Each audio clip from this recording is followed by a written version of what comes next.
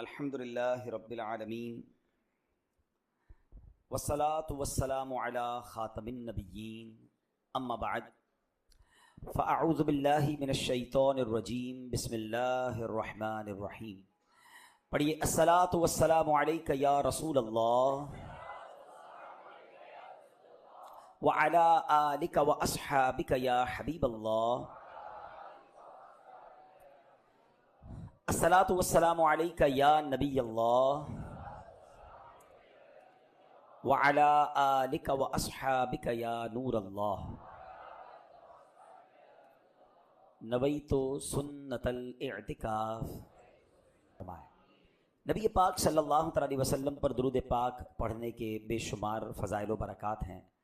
میرے آقا کا فرمان کل کلام لا یذکر اللہ تعالی فیہ وَيُبْدَأُ بِهِ وَبِالصَّلَاةِ عَلَيَّ فَهُوَ أَقْطَعُ مَمْحُوقٌ مِّن كُلِّ بَرَكَةٍ. میرے آقا فرماتے ہیں ہر وہ بات جو اللہ پاک کے ذکر اور مجھ پر درود بھیجے بغیر شروع کی گئی وہ ہر برکت سے محروم و خالی ہے.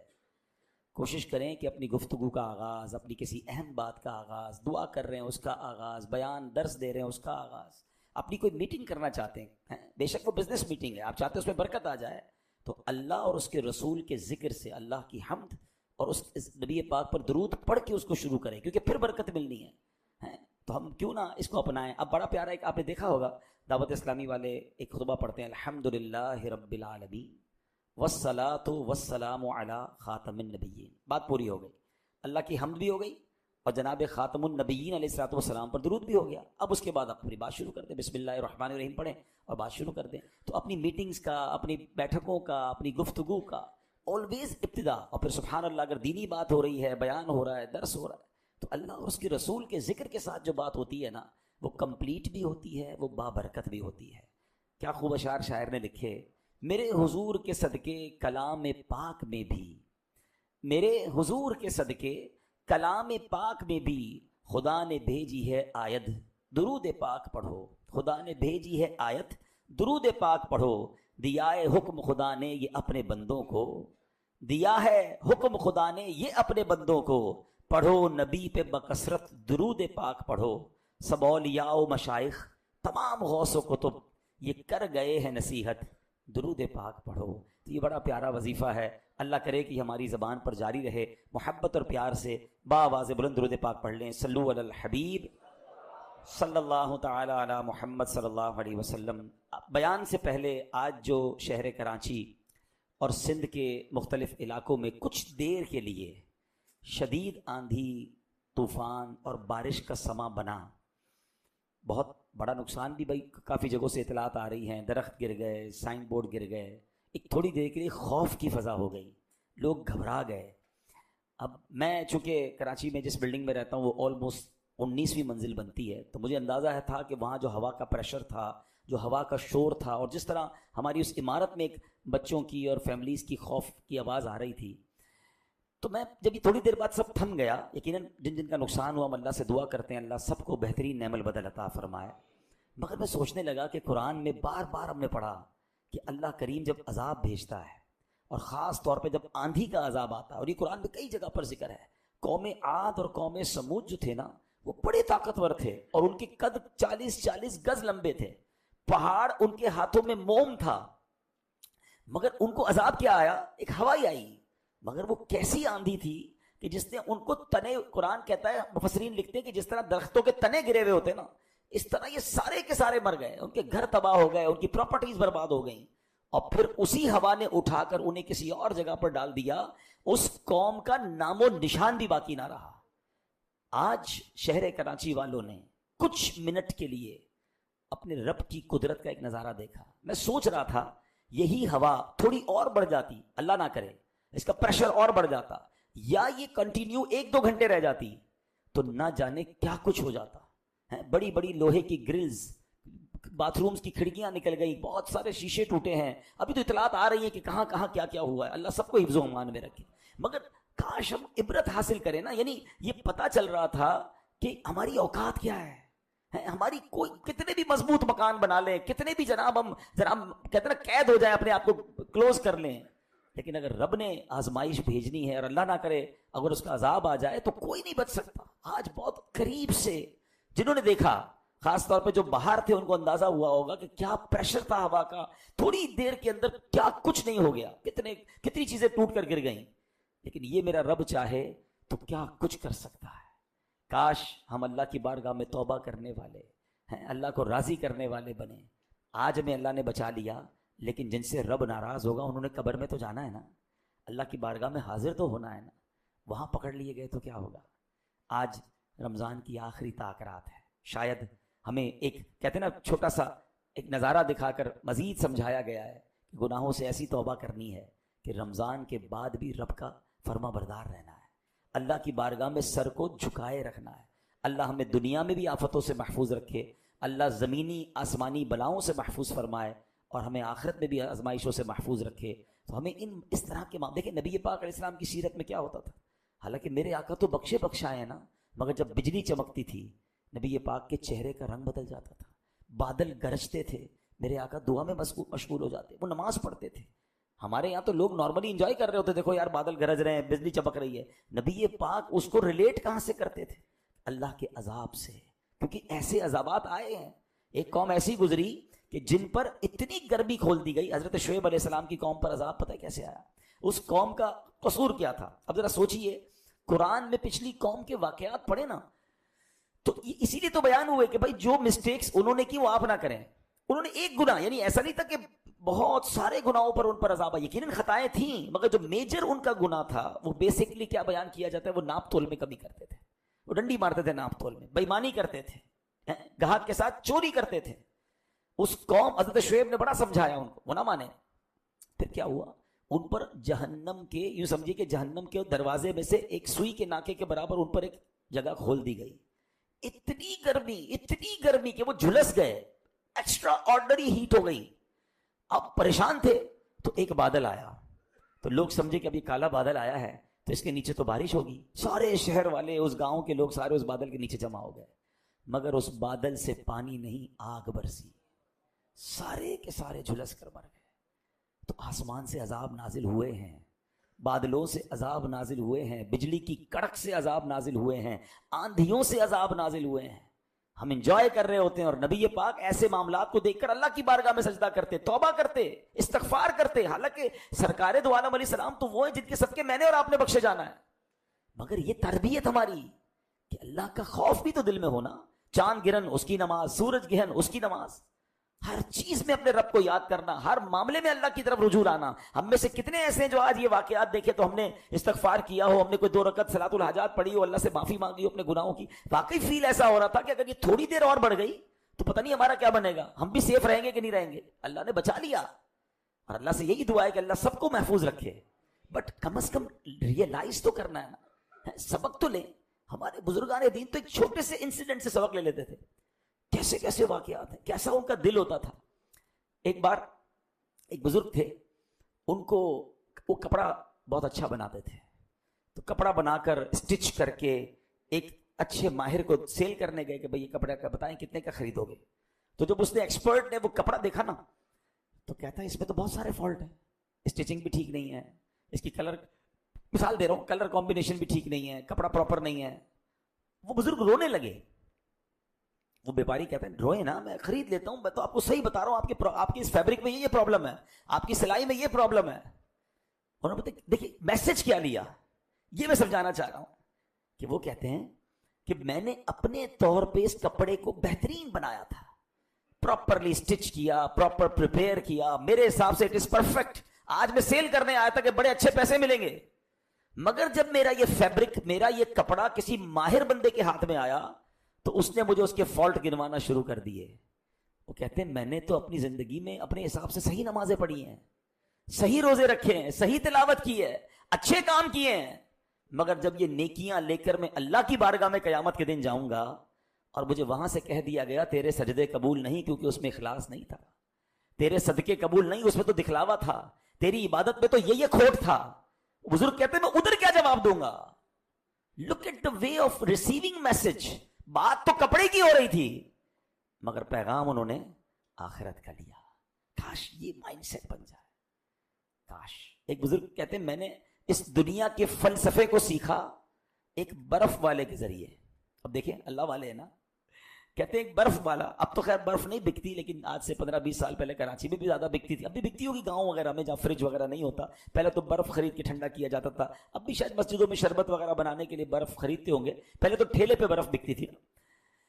تو برف والے کے جملے سے کیا انڈرسٹینڈ کیا انہوں نے؟ وہ برف والا کہتا ہے کہ اس بندے پر رحم کرو جس کا سرمایہ پگھل رہا ہے. یعنی اگر تم نے نہ خریدا تو میری جو کیپٹل ہے وہ تو پگھل جائے گی, میرے پیسے تو زیرو ہو جائیں گے. یا تو برف بکتی ہے یا پگھلتی ہے. اگر جلدی بک گئی تو ٹھیک ہے پیسے آ جائیں گے, نہیں بکی تو فنش. وہ بزرگ کہتے ہیں میں نے اپنی زندگی کا فلسفہ اس ٹھیلے والے سے سیکھا کہ زندگی بھی تو برف ہی ہے, پگھل رہی ہے. یا تو انیک اعمال کر لوں یا راضی کر لوں, یہ تو پگھل کے ختم ہو جائے گی, اور جب دن آئے گا تو میں چلا جاؤں گا. تو کاش ہمارا بھی ایسا مائنڈ سیٹ بنے کہ ہم اس طرح کے انسیڈنٹ سے کچھ اپنی بھلائی کی بات, آخرت کی بات, اللہ کے قریب ہونے والی بات سیکھیں, نہ کہ اس کو انجوائمنٹ میں, ایڈونچر میں, اوہو دیکھا آج اتنی سپیڈ تھی ہوا کی اور اتنے درخت گر گئے, اتنے سنسنی ایڈونچر. اس کی بجائے جو سرکار دو عالم علیہ السلام کا طریقہ کہ رجوع الی اللہ ہے, استغفار, اللہ سے معافی, یہ سب چیزیں ہمیں اور آپ کو بتائی جا رہی ہوتی ہیں.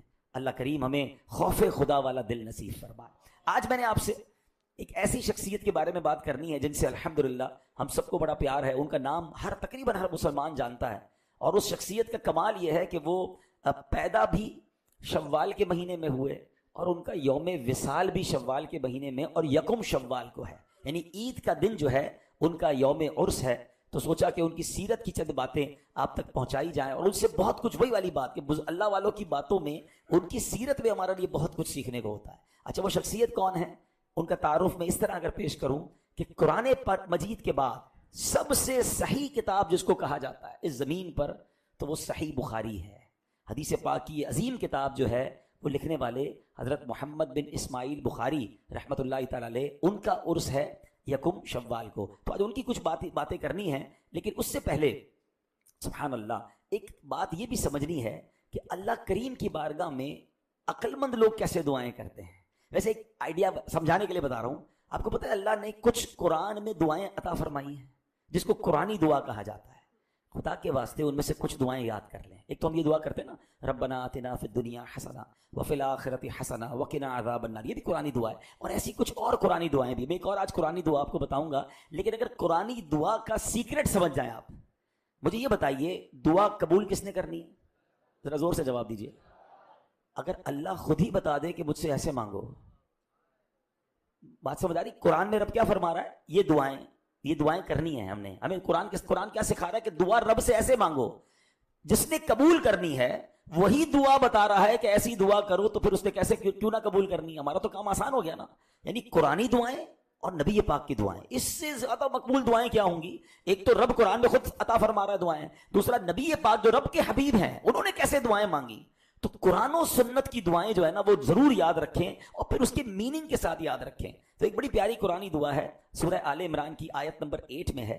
اللہ ارشاد فرماتا ہے ربنا لا تزغ قلوبنا بعد اذ ہدیتنا وہب لنا من لدنک رحمہ انک انت الوہاب. آسان ترجمہ قرآن کنز العرفان. اور اے ہمارے رب, تو نے ہمیں ہدایت عطا فرمائی, اس کے بعد ہمارے دلوں کو ٹیڑھا نہ کر, ہمیں اپنے پاس سے رحمت عطا فرما, بے شک تو بڑا عطا فرمانے والا ہے. اے اللہ ہدایت تو دے دی ہے نا, اب دل ٹیڑھا مت کرنا ہے. اللہ اس پہ ثابت قدم رکھنا. اس الفاظ تو دیکھیں کتنے پیارے ہیں. ربنا کیا فرمایا, لا تزغ قلوبنا بعد اذ ہدیتنا, ہدایت دیکھ کر مولا پھر اپنے در سے دور مت کیجیے. اب ہدایت دے دی ہے تو دل ٹیڑھا نہ ہو جائے. اور پھر کیا فرمایا, وہب لنا من لدنک رحمہ, اور ہمیں اپنے پاس سے رحمت عطا فرما, انک انت الوہاب, بے شک تو بڑا عطا فرمانے والا ہے. اب دیکھیں نا رمضان میں کیسی ہدایت ملی ہے. ہم روزے رکھ رہے ہیں, ہم نمازیں پڑھ رہے ہیں, تراویح کی بہاریں ہیں, صلاۃ التسبیح پڑھ رہے ہیں. تاک راتوں میں مجھے ایکسپیکٹڈ تھا کہ آج بارش ہے, آج ذرا آندھی ہوئی ہے تو ہمارا کراؤڈ اتنا نہیں آئے گا, مگر پھر بھی ماشاءاللہ آپ تشریف لائے. یہ سب کیا ہے؟ یہ ماہ رمضان سے اللہ سے محبت ہے جو آج اپنے گھروں سے نکل کر آپ تشریف لائے. ہمارے ساتھ ہو سکتا ہے سوشل میڈیا پہ میں دیکھ رہا ہوں, ہمارے بیانات کو سوشل میڈیا پہ بہت سارے لوگ سن رہے ہیں, بعد میں شیئر کر رہے ہیں, انتظار کر رہے ہیں. تو یہ سب کیا ہے کہ کیوں سن رہے ہیں, کیوں ہمارے ساتھ شامل ہو رہے ہیں؟ کہ سب کو رمضان سے محبت, اللہ سے محبت, دین کا جذبہ. تو ہدایت تو مل رہی ہے نا. اب کیا دعا کرنی ہے کہ اے اللہ اب پھیریو مت اپنے در سے، اب ہم دور نہ چلے جائیں. ربنا لا تزغ قلوبنا بعد اذ ہدیتنا، ہدایت دے دی اللہ، اب اس پہ ثابت قدمی دے دے، ہمیں پکا کر دے، ہم رمضان کے بعد بھی تیرے در پہ آتے رہیں، اپنے در کا بھکاری بنائی رکھنا. یہ کچھ لوگ جو کہتے ہیں نا میں رمضان کے بعد مسجد نہیں آیا، میری اور آپ کی اوقات نہیں ہم یہ کہیں کہ میں نہیں آتا، ہمیں بلایا نہیں جاتا. اللہ کے گھر میں بغیر اجازت کے کون آ سکتا ہے؟ یہ میں اور آپ جو آئے ہیں نا، آج ہو سکتا ہے بہت سارے بھائی نہیں آئے، لیکن آپ اور میں آئے، ہمیں بلایا گیا، ہمیں اجازت دی گئی، گرانٹ کیا گیا پرمیشن، ایسا تب اللہ کے گھر میں آئے ہو آپ اور میں. تو اللہ سے یہ کہنا ہے مولا جس طرح رمضان میں بلاتا تھا، مہمان بناتا تھا، مولا رمضان کے بعد بھی یہ پرمیشن باقی رکھنا، یہ اجازت باقی رکھنا، دور مت کر دیجیے اپنے گھر سے. تو جب مسجد سے ایبسنس ہونا، اپنے آپ سے یہ شکوہ کرنا کہ مجھے بلایا نہیں گیا، میں اتنا گناہگار ہو گیا کہ میری پرمیشن ختم ہو گئی، نہیں میں نے پھر جانا ہے، میں نے اس در پر پھر جانا ہے. خوش نصیب ہوتے جو روز آتے ہیں. تو اے میرے پیارے اسلامی بھائیوں، اب یہ دعا جو ہے اور بھی قرآنی دعائیں ہیں، اس کو اپنی زندگی کا حصہ بنائیں تو انشاءاللہ دعائیں قبول ہوتی چلی جائیں گی، رب عز و جل کی بارگاہ سے نوازا جائے گا. اب بات کرتے ہیں محدثین کے امام محمد بن اسماعیل بخاری رحمۃ اللہ تعالی، جن کا میں نے بتایا کہ یکم شوال یوم عرس ہے. اب بہت بڑے ولی اللہ، بہت بڑے عالم دین، اور بطور خاص علم حدیث کے بہت بڑے امام ہیں. حدیث پاک کا سب سے معتبر اور مشہور مجموعہ بخاری شریف آپ ہی کا جمع کردہ ہے. امام بخاری رحمۃ اللہ تعالی علیہ 13 شوال شریف 194 ہجری کو بخارا میں پیدا ہوئے اور 62 سال کی عمر گزار کر یکم شوال کی رات 256 ہجری کو اس دنیا فانی سے رخصت ہوئے. آپ کا مزار پر انوار سمرقند کے قریب خرتنک نامی بستی میں موجود ہے. امام بخاری نے ساری زندگی علم حدیث کی ایسی خدمت کی، اتنے بڑے عبادت گزار اور متقی تھے. آپ کی وفات کے بہت عرصے بعد تک آپ کی قبر سے مشک سے بھی زیادہ اچھی خوشبو آتی رہتی تھی. لوگ بطور تبرک آپ کے مزار مبارک کی مٹی لے کے جایا کرتے تھے. حدیث کی ایسی خدمت لی. اور اللہ اکبر، یہ بخاری شریف جو ہے جو آپ نے لکھی نا، اس کا انداز بھی بڑا کمال کا تھا. کہ بخاری لکھنے میں کیا کیا امام صاحب نے کہ آپ فرائض و واجبات تو پڑھا کرتے تھے، نوافل کی بھی خوب کثرت فرماتے تھے. اور امام بخاری کا ایک انداز بہت پیارا یہ تھا، آپ کی عادت تھی کہ نماز کو اپنے کام کا حصہ بنا لیتے تھے. مثلا امام بخاری نے ایک کتاب لکھی تاریخ کبیر، جو حدیث پاک کو روایت کرتے ہیں. اس کتاب میں امام بخاری نے ان کے احوال لکھے. یہ کتاب امام بخاری نے ریاض الجنہ میں بیٹھ کر لکھی. یعنی کیسی جگہ جا کر کی حدیث کی کتاب ہے، ان لوگوں کی بات کرنی جنہوں نے حدیثیں روایت کی ہیں، ریاض الجنہ میں بیٹھ کے لکھی. پھر بخاری شریف، سبحان اللہ، اس کے بارے میں ایسا عشق بھرا انداز تھا. بخاری شریف امام بخاری نے 16 سال میں مکمل کی. تقریباً 7,500 احادیث اس میں موجود ہیں. اور امام بخاری نے لکھنے کا انداز یہ اپنایا کہ ہر حدیث پاک لکھنے سے پہلے تازہ غسل کرتے، 2 رکعت نفل پڑھتے، اس کے بعد حدیث شریف لکھتے تھے. ہر حدیث سے پہلے 7,500 حدیثیں ہیں، ہر حدیث سے پہلے تازہ غسل، ٹھیک، اس کے بعد پھر 2 رکعت نفل، اور اس کے بعد آپ حدیث لکھ رہے ہیں. کیا ادب ہے حدیث پاک کا. امام بخاری کا عشق رسول دیکھیں کہ 2 جہانوں کے سلطان کی زبان پاک سے ادا ہونے والے مقدس مبارک منور الفاظ ہیں، لہٰذا ان کے عشق کا تقاضا یہ تھا کہ ان کی بات کرنے سے پہلے تیاری کی جائے. یہاں بھی ہمیں کچھ سیکھنے کو مل رہا ہے. میں نے کہا نا میں سیرت بھی بیان کرتا جاؤں گا اور اپنے آپ کے لیے ہم سب کچھ سیکھتے بھی جائیں گے کہ جب اللہ رسول کی بات کرنی ہے، اللہ کی بارگاہ میں حاضر ہونا ہے، نبی پاک کا ذکر خیر کرنا ہے، تو اس کی پریپریشن ہونی چاہیے نا. میں اور آپ مسجد آتے ہیں، کئی لوگ تو ماشاءاللہ میں نے دیکھا تیار ہو کر آتے ہیں، خوشبو لگا کر آتے ہیں، دیٹس گریٹ. مگر کچھ لوگ ویسے ہی اٹھ کے آ جاتے ہیں. اب خاص طور پہ مغرب میں کیا ہو رہا ہے، افطاری کی، سموسے پکوڑے کھائے، پیاز بھی کھائی، مسجد میں آ گئے، منہ میں ویسے ہی بدبو آ رہی ہے. نہیں، باڈی صاف ہو، چہرہ صاف ہو، اسمیل نہ آئے. اللہ کی بارگاہ میں آ رہے ہو یار. دعوت پہ کیسے جاتے ہیں؟ ہماری بلڈنگ ہو تو بلڈنگ کو سب کو پتہ چل جاتا ہے حضرت آج کہیں دعوت میں گئے، کیونکہ بہت ساری خوشبو لگا کر گئے ہیں. اور مسجد میں ویسے ہی چلے گئے. مسجد کے علماء کرام نے نماز کے کپڑے الگ رکھے تھے، وہ مہنگے کپڑے سلوائے ہوئے ہوتے تھے، مہنگی خوشبو رکھی ہوتی تھی. بلکہ میں آپ کو چلیں اور مشورہ دیتا ہوں، اپنے وارڈروب میں جب بھی آپ نے کوئی نئے کپڑے ایڈ کرنے ہیں، ہم سب نئے کپڑے ہر سال سلواتے ہیں، بہت سارے سلواتے ہیں، جس کو اللہ نے جیسا نوازا. اگر ان کپڑوں کو ایڈ تو کرنا ہی ہے. اگر آپ جمعے کے دن جب بھی نیا کپڑا پہننا، جمعے کی نماز میں پہنے کہ آج میں نے نیا لباس جمعے کی نماز کی نیت سے پہنا ہے، تو انشاءاللہ نیا لباس پہننے کا بھی آپ کو ثواب مل جائے گا.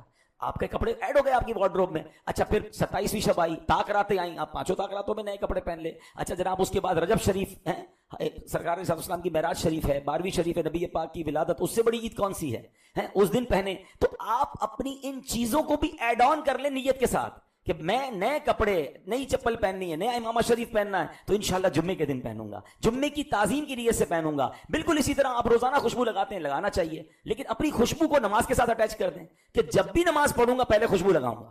اللہ کی بارگاہ میں حاضر ہو رہا ہوں نا بھائی، آپ کی 5 ٹائم خوشبو ویسے ہی لگ گئی.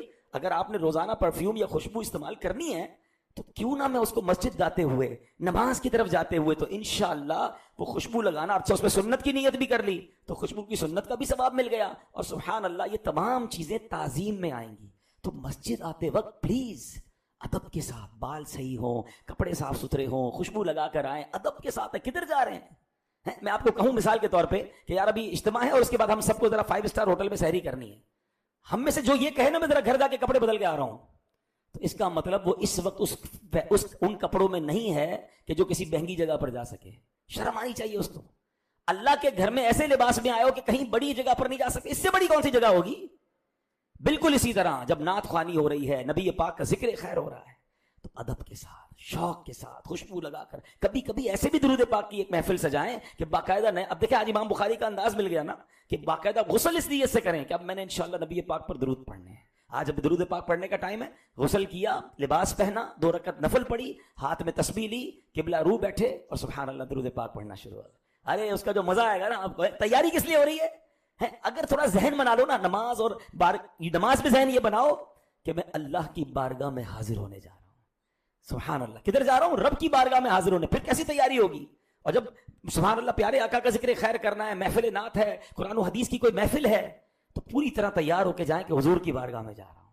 کیا معلوم یہ ادب کرنا جو ہے یہ ہماری مغفرت کا ذریعہ بن جائے. کہتے ہیں نا با ادب با نصیب، بے ادب بد نصیب. بے ادب نہیں بننا ہے، جتنا ادب کریں گے. اور اسی طرح مکے مدینے جائیں، سبحان اللہ، اس سے بڑھ کر کون سی جگہ ہے؟ تو وہاں اسی طرح پریپیئر ہو کے تیار ہو کر اچھی انداز سے جانا ہے. سبحان اللہ. تو بہرحال کیا بات ہے. امام بخاری کی پنجابی شاعر کہتا ہے نا، جے دھواں منہ عطر گلابوں دم دم وار ہزاراں، جے دھواں منہ عطر گلابوں دم دم وار ہزاراں، ہوا نہ اجے نام لیون دے لائق شاہ ابراراں. کہتے میں اپنے منہ کو 1000 بار مشک اور گلاب سے دھو بھی لوں تب بھی حضور کا نام لینے کے قابل نہیں بنوں گا. ان کا نام ہی ایسا ہے، ان کا ذکر ہی ایسا ہے. بہرحال میرے پیارے اسلامی بھائیوں، اب ہم اپنی ان نیکیوں کو ایڈ کر لیں. مثال کے طور پہ اپنے کسی کام کے ساتھ کوئی نیکی ایڈ کیسے کریں؟ اب اس کا طریقہ کیا ہو سکتا ہے کہ ہمیشہ نیت کریں کہ جب بھی گاڑی کھولوں گا بسم اللہ پڑھوں گا. گاڑی میں بیٹھ کے گاڑی سٹارٹ کرنے سے پہلے میں 5 بار درود پاک پڑھ لوں گا. ہماری روٹین بنائیں، کچھ چیزوں کو نیکیوں کے ساتھ ایڈ کر لیں. جیسے ہی آفس پہنچوں گا بسم اللہ شریف پڑھوں گا، تمام لوگوں کو سلام کروں گا، وضو ہوگا تو 2 رکعت نفل پڑھ کے کام پہ بیٹھوں گا. برکت بھی آ جائے گی اور آپ کی روز کی 2 رکعت نفل ہو جائیں گی. جیسے ہی گھر واپس آؤں گا بسم اللہ شریف پڑھ کے گھر میں داخل ہوں گا، سب کو سلام کروں گا، سورہ اخلاص پڑھوں گا. اپنی روٹین ایسی بنا لے کہ میرا یہ کام اس کے ساتھ اٹیچ ہے، تو نیکیاں ملٹی پلائی ہوتی چلی جائیں گی. بہت ساری چیزیں آٹومیٹکلی کر رہے ہوتے ہیں. گھر سے نکلتے ہوئے کپڑے پہنتے ہیں، کپڑے کے بغیر کوئی نہیں نکلتا. موبائل بھی اٹھاتے ہیں، چابی بھی اٹھاتے ہیں. بہت ساری چیزیں ہوتی ہیں جو کمپلسری ساتھ جاری ہوتی ہیں. تو ساتھ ساتھ کچھ نیکیاں بھی ساتھ ہو جائیں کہ اتنے بار درود پڑھا کہ نہیں، گھر سے نکلنے کی دعا پڑھی کہ نہیں. تو یہ امام بخاری نے جس طرح ہر حدیث کے ساتھ کچھ نیکیوں کو ایڈ آن کر لیا، اگر ہم اپنے کاموں کے ساتھ کچھ نیکیوں کو ایڈ آن کر لیں تو ہماری نیکیوں کا میٹر بھی چلتا رہے گا اور انشاءاللہ اس کی برکتیں ملتی رہیں گی. اب میرے پیارے اسلامی بھائیوں، امام بخاری کا ایک اور کمال یہ تھا کہ آپ کو نوافل سے کتنی محبت تھی اور نماز کا انداز کیسا تھا. اب ذرا غور سے سنیے. ایک بار امام بخاری کسی دعوت میں گئے، وہی والی بات کہ کسی بھی جگہ موقع ملنا تو نیکی کرنی. دعوت میں کچھ دیر تھی، ابھی لوگ نہیں آئے تھے. امام بخاری نے نماز شروع کر دی. جیسے نوافل سے فارغ ہوئے نا، بڑے خشوع و خضوع سے نوافل پڑھے. نوافل سے فارغ ہو کے لوگوں سے کہتے ذرا دیکھنا میرے کپڑے کے اندر کچھ ہے. لوگوں نے چیک کیا، قمیض کے اندر تو ایک زہریلا کیڑا تھا جس نے 16 یا 17 مرتبہ امام بخاری کو ڈنک مارا تھا. تو لوگوں نے کہا پہلے ہی ڈنک پہ نماز توڑ دیتے، باہر آ جاتے نماز سے، آپ کو تکلیف نہیں ہوئی. فرمایا کہ بات یہ ہے کہ جب اس نے پہلا ڈنک مارا نا، ابھی میں نے نماز شروع کی تھی، ایک قرآن کی سورت شروع کر رکھی تھی، دل چاہ رہا تھا پہلے سورت پوری کر لوں پھر سلام پھیرنا ہے. کیسا جذبہ، کیسا خشوع و خضوع ہے. ہمارے تو دماغ ہی کہیں اور چل رہا ہوتا ہے. کتنی رکعتیں ہوئیں آج؟ مثال کے طور پہ امام صاحب نے 4 رکعتوں میں صلاۃ التسبیح میں کون کون سی سورت پڑھی پوچھو تو شاید ہمیں وہ بھی یاد نہیں. ہم تو شاید ہو سکتا ہے کچھ حساب کتاب بھی ساتھ لے کر آتے ہو کہ یار یہ آدھے گھنٹے کی نماز ہے تو اس میں سارا شیڈول بھی سیٹ کر لوں گا. وہ چٹکلا ہے نا، ایک صاحب تھے نمازی، وہ گئے کسی مسجد میں تو ہر بار جماعت سے نماز پڑھتے تھے، تو ایک بار جماعت چلی گئی تو جماعت گئی تو رونے لگ گئے. لوگوں نے کہا یار کتنا بڑا عاشق نماز ہے، جماعت چلی گئی اس لیے رو رہا ہے. یار کوئی بات نہیں، اللہ معاف کر دے گا، آپ تو آتے ہی ہو. کہتے اس لیے نہیں رو رہا، جیسے عشاء پڑھاتے تھے نا امام صاحب تو اس میں پورے دن کا دکان کا حساب کرتا تھا، اب تو حساب رہے گی، اب تو خود نماز پڑھنی پڑے گی.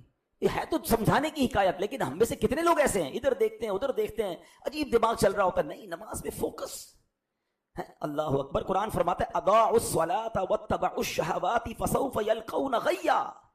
جنہوں نے نماز کو ضائع کیا اور اپنی خواہشوں کی پیروی کی تو ان قریب وہ جہنم کی خوفناک وادی غی سے جا ملے گی.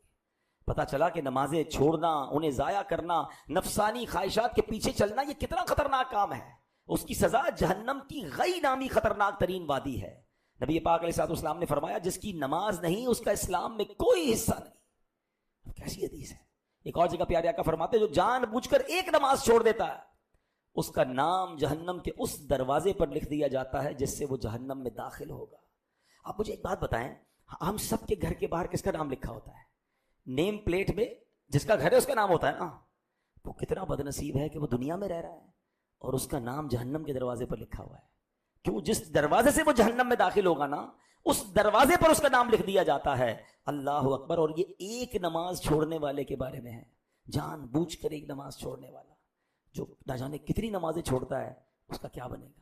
اے میرے پیارے اسلامی بھائیوں، نماز کسی صورت معاف نہیں ہے. اب عید آ رہی ہے نا، یار عید پہ ذرا مہمان آئے تھے اس لیے نماز چلی گئی. اچھا پھر کیا ہوا؟ ذرا چھوٹا موٹا فنکشن تھا، گھر میں مہمان آئے تھے، پروگرام تھا، اس لیے نماز چلی گئی. بلکہ معاذ اللہ ایسی عادت بن گئی گھر میں کسی کی فوتگی ہو جائے نا، تو یار آپ نماز میں نظر نہیں آئے، وہ گھر میں فوتگی ہو گئی تھی. فوتگی پہ تو زیادہ نماز پڑھنی چاہیے تھی آپ کو. وہ جو غسل کے انتظام کرنا تھا نا، وہ کفن کا انتظام کرنا تھا، ذرا قبر پہ جانا تھا. یعنی ہم کوئی بھی کام آ جائے سب سے پہلے جو چیز ڈراپ کرنی ہے نا وہ نماز ہے.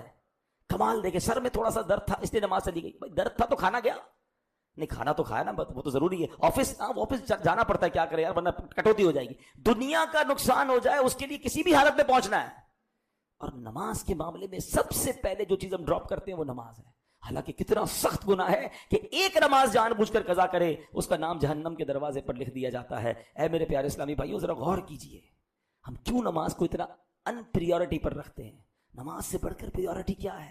میں مثال کے طور پر کچھ لوگ ملتے ہیں کہتے ہیں یار معاملہ یہ ہے کہ نا وہ فجر کے علاوہ باقی نمازیں ہو جاتی ہیں، 4 نمازیں ہو جاتی ہیں. کیوں؟ بس اس میں یار آنکھ نہیں کھلتی.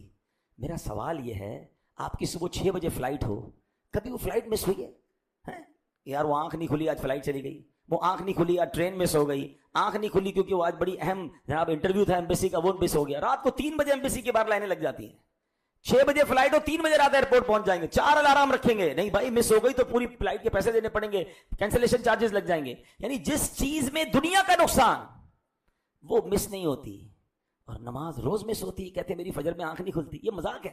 یعنی اس کا مطلب یہ کہ وہ پریورٹی نہیں ہے میری اور آپ کی زندگی میں نماز کی. جس کی زندگی میں پریورٹی نماز کی آ جائے، ارے اس کی ڈکشنری میں نو نماز ہو ہی نہیں سکتا نا.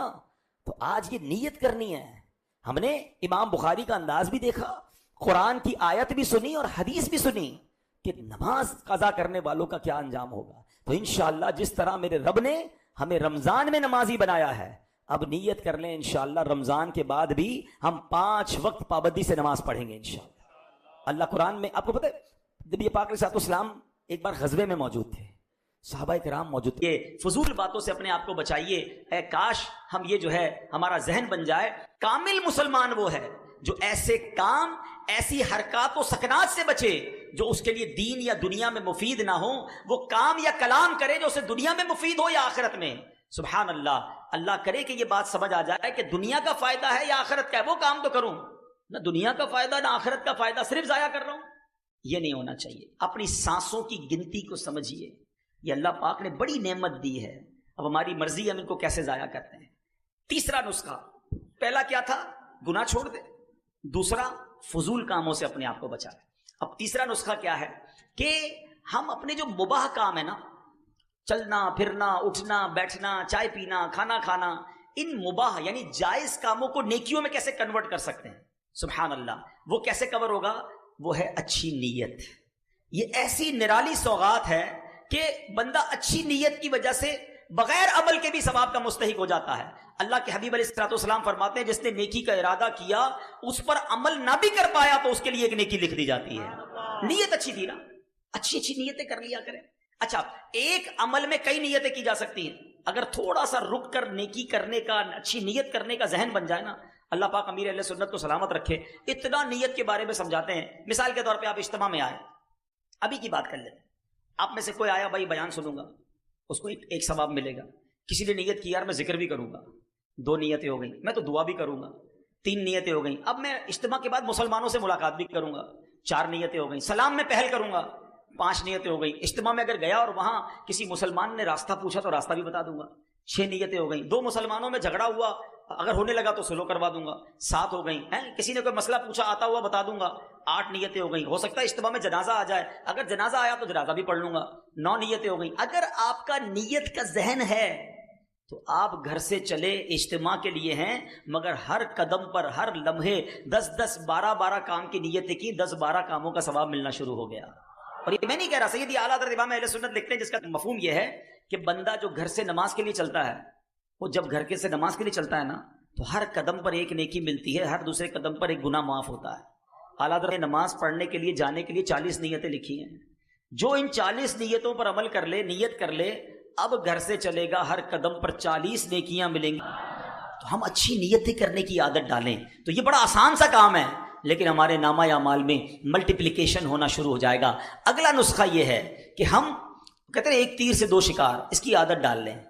ہاتھ کام کرتے ہیں نا, نوکری کر رہے ہیں, کاروبار کر رہے ہیں یا کچھ بھی کر رہے ہیں, زبان تو فارغ ہے نا, تو چلتے پھرتے اٹھتے بیٹھتے اللہ اللہ اللہ اللہ اللہ اللہ کرتے رہے. سبحان اللہ سبحان اللہ سبحان اللہ, الحمدللہ الحمدللہ الحمدللہ, اللہ اکبر اللہ اکبر اللہ اکبر, لا الہ الا اللہ لا الہ الا اللہ, ولا حول ولا قوت الا باللہ. یہ وہ وظائف ہیں احادیث میں جس کی ترغیب دی گئی ہے.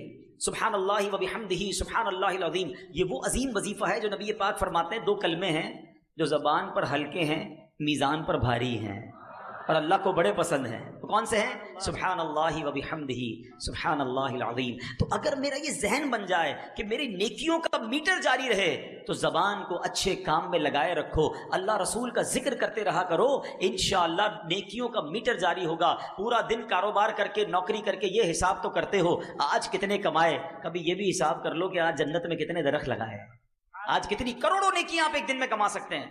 اگر آپ کا یہ ذہن بن جائے کہ میں نے اپنی زبان کا پرفیکٹ یوز کرنا ہے. ایک بزرگ کے بارے میں آتا ہے 40 سال تک آپ نے روٹی نہیں کھائی, ستو پیتے تھے. تو کسی نے کہا حضرت آپ روٹی کیوں نہیں کھاتے؟ کہ روٹی کو چبانے اور ستو کو پینے میں نے فرق دیکھا کہ میں 90 تسبیحات زیادہ کر سکتا ہوں. تو میں نے سوچا روٹی چبانے میں ٹائم کیوں ضائع کروں, ستو پی کر بھی پیٹ بھر جاتا ہے, 90 تسبیح اور پڑھ لیتا ہوں. مگر ادھر پورا دن گزر جاتا ہے, درود کی ایک تسبیح نہیں ہوتی ہے, کلمہ پاک کی ایک تسبیح نہیں پڑھتے ہیں. حدیث میں آیا افضل الذکر لا الہ الا اللہ, بہترین افضل ذکر ہے. کتنی بار پڑھا؟ نہ کریں ایسا. یہ سانسوں کی خدارہ اہمیت محسوس کریں. قیامت کے دن ایسا نہ ہو کہ پچھتاوا ہو کہ کاش فضول وقت نہ گزارتا, اللہ رسول کا ذکر کر لیتا. ایک اور بڑا پیارا نسخہ علماء نے بتایا کہ بندہ دعا کرنے کا عادی ہو جائے. نبی پاک کا انداز پتہ ہے نا, پیارے آقا کھانا کھانے سے پہلے کی دعا, کھانے کے بعد کی دعا, دودھ پینے کی دعا, پانی پینے کی دعا, پانی کے بعد کی دعا, استنجا خانے میں جانے کی دعا, فارغ ہو کر باہر آنے کی دعا, گھر میں جانے کی دعا, باہر آنے کی دعا, مسجد میں جانے کی دعا, باہر نکلنے کی دعا. یہ کیا ہے؟ یہ نبی پاک قدم قدم پر دعائیں کرتے تھے. اور آج ہمیں پورا پورا دن گزر جاتا ہے, ہم دعا نہیں پڑھتے. حالانکہ اگر یہی عادت اپنا لینا کہ ساری دعائیں یاد کر لیں کہ کھانے سے پہلے کیا پڑھنا ہے, تو کھانے سے پہلے ثواب, کھانے کے بعد ثواب, پانی سے پہلے ثواب, پانی کے بعد ثواب. اچھا دعا اور سنت, اگر یہ 2 چیزیں مجھے پتہ چل جائیں, بھائی پانی تو پینا ہی ہے نا, لیکن دن میں کتنی بار پانی پیتا ہوں؟ اگر سنت کے مطابق پیوں تو ہر بار پانی پینے کا ثواب ہے. چپل تو پہننا ہی ہے, سنت کے مطابق پہنوں, چپل پہننے کا ثواب. لباس تو پہننا ہی ہے, سنت کے مطابق پہنوں, لباس پہننے کا ثواب. اگر یہ ذہن بن جائے یار میں پورے دن میں کیسے عبادت بڑھا سکتا ہوں اور بغیر کسی بڑی ایفرٹ کے, کیا محنت کرنی ہے, سیدھے پیر سے چپل پہنے یا الٹے پیر سے پہنے, اتنا ہی ٹائم لگنا ہے.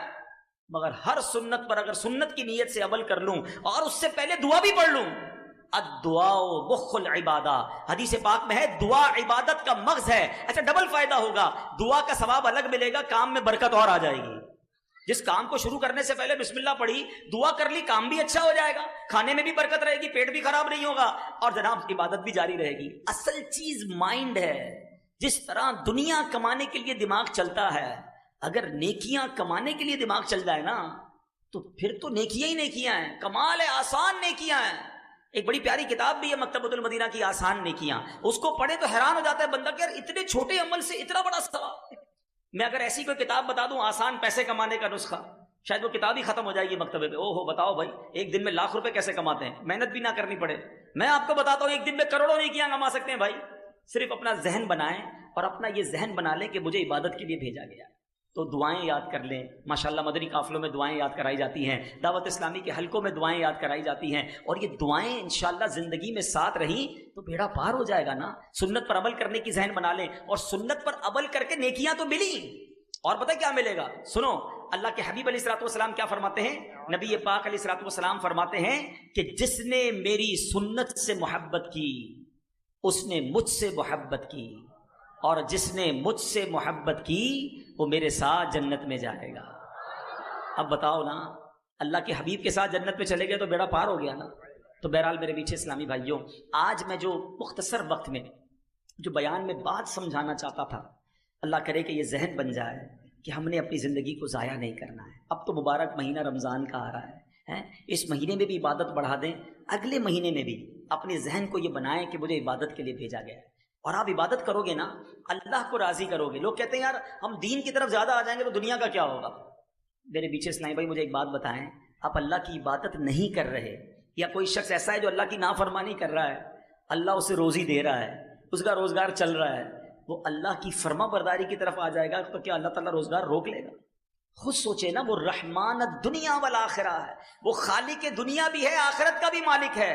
ارے جب ہم اسے راضی کر لیں گے، اس نے دنیا بھی اچھی کر دینی ہے، اس نے آخرت بھی اچھی کر دینی ہے۔ تو بس اپنی زندگی کا یہ مقصد بنائیں، اور الحمدللہ آج کے اس پرفتن دور میں دعوت اسلامی کا مدنی ماحول ہے جو ہمیں پکڑ پکڑ کر ہماری آخرت کی یاد دلاتا ہے، ہمیں ہماری زندگی کا مقصد بتاتا ہے کہ کس لیے پیدا کیے گئے ہیں۔ تو آئیے اس مدنی ماحول میں آ کر آپ خوب نیکیاں کما سکتے ہیں۔ آپ کو ماشاءاللہ اگر زیادہ نیکیاں کمانی ہے نا تو آپ دعوت اسلامی میں آ جائیں، اجتماع میں دیکھیں کتنی چیزیں سیکھنے کو ملتی ہیں۔ پھر ذکر کی، اب اتنے سارے لوگ ذکر کریں گے، ہر ذکر پر ثواب ملے گا، دعا کریں گے، آمین کہتے جائیں گے، برکتیں بھی ملتی جائیں گی، دعا کا ثواب بھی ملنا شروع ہو جائے گا۔ پھر صلاۃ و سلام ہوگا تو صلاۃ و سلام کا ثواب ملے گا۔ اس کے بعد یہ سیکھنے سکھانے کے حلقے، اس میں الگ ثواب ملے گا۔ خوش نصیب یہاں آرام کریں گے، ساری رات اعتکاف کا ثواب ملے گا۔ تہجد پڑھیں گے، تہجد کا ثواب ملے گا۔ پھر فجر کی جماعت ہوگی، پھر فجر، یعنی آپ سوچیں کہ ایک رات میں کتنا بڑا پیکج ہمیں ہر جمعرات اجتماع میں مل جاتا ہے۔ پھر کتنے خوش نصیب ہے جو مدنی قافلوں میں سفر کرتے ہیں، 3 دن میں کتنی ساری نیکیاں کما کے آئیں گے، ایک ماہ میں کتنی نیکیاں کما کر آئیں گے۔ تو اللہ کرے کہ نیکیاں کمانے کا، نیکیوں حاصل کرنے کا ذہن ہمارا بن جائے، تو پھر انشاءاللہ یہاں بھی خیر ہے، وہاں بھی خیر ہے۔ ایک بات آخر میں کہہ دیتا ہوں، اگر دنیا میں غریب ہونا تو کم از کم آخرت میں تو غریب نہ رہو یار، وہاں تو امیر ہو جاؤ، وہاں تو باغات لگا لو، وہاں تو جنت میں محل لگا لو۔ اس سے بڑا بدنصیب کون ہوگا جو ادھر بھی بیچارہ تکلیف میں رہ رہا ہے اور ادھر کے لیے بھی کچھ نہیں بھیجا۔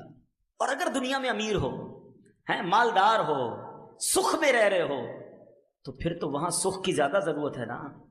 ادھر نرم بستر ہو اور ادھر مار پڑنی ہو، ادھر نرم اور بڑے شاندار بیڈ روم ہو اور قبر میں کیڑے ہوں، تو کیا فائدہ ان بیڈ رومز اور ان گھروں کا؟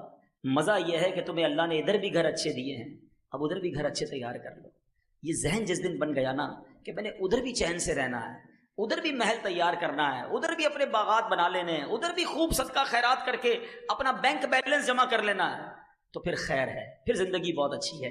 آخری ایک واقعہ سناتا ہوں اور پھر ہم انشاءاللہ بیان کو کنکلوڈ کرتے ہیں۔ یہ میسج سمجھ لیں آج کا۔ ایک ملک میں ایک بادشاہ نے بڑا عجیب کمپٹیشن کروایا۔ اب بادشاہ ہوتا ہے، اس کی مرضی۔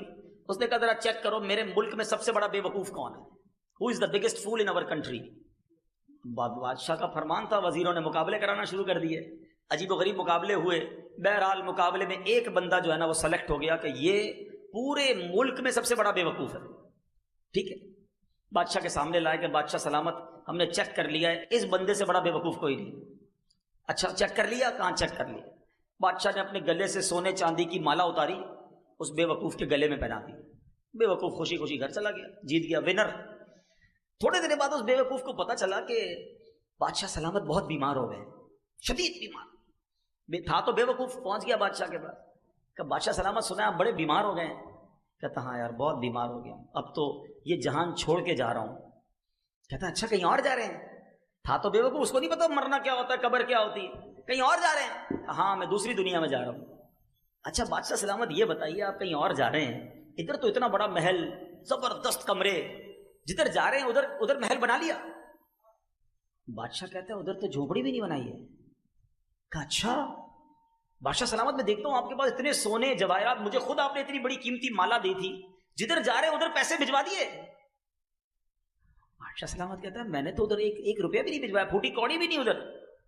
اچھا بادشاہ سلامت میں دیکھ رہا ہوں آپ کے آگے پیچھے غلام، کنیز، خادمائیں، سرونٹ، اسٹاف، جدھر جا رہے ہیں ادھر خادم وغیرہ بھجوائے کہ نہیں؟ بادشاہ کہتا ہے ادھر تو کوئی نہیں ہے میری خدمت کرنے والا۔ اس بے وقوف نے پتہ کیا کیا، اپنی مالا اتاری اور بادشاہ کے گلے میں ڈال دی۔ کہ حضور پھر تو مجھ سے بڑے بے وقوف آپ ہوئے نا، آپ کو پتہ ہے ادھر جانا ہے، نہ گھر بنایا، نہ پیسے بھجوائے، نہ کسی غلام خادم کو بھجوایا، تو مجھ سے بڑے بے وقوف تو آپ ہوئے۔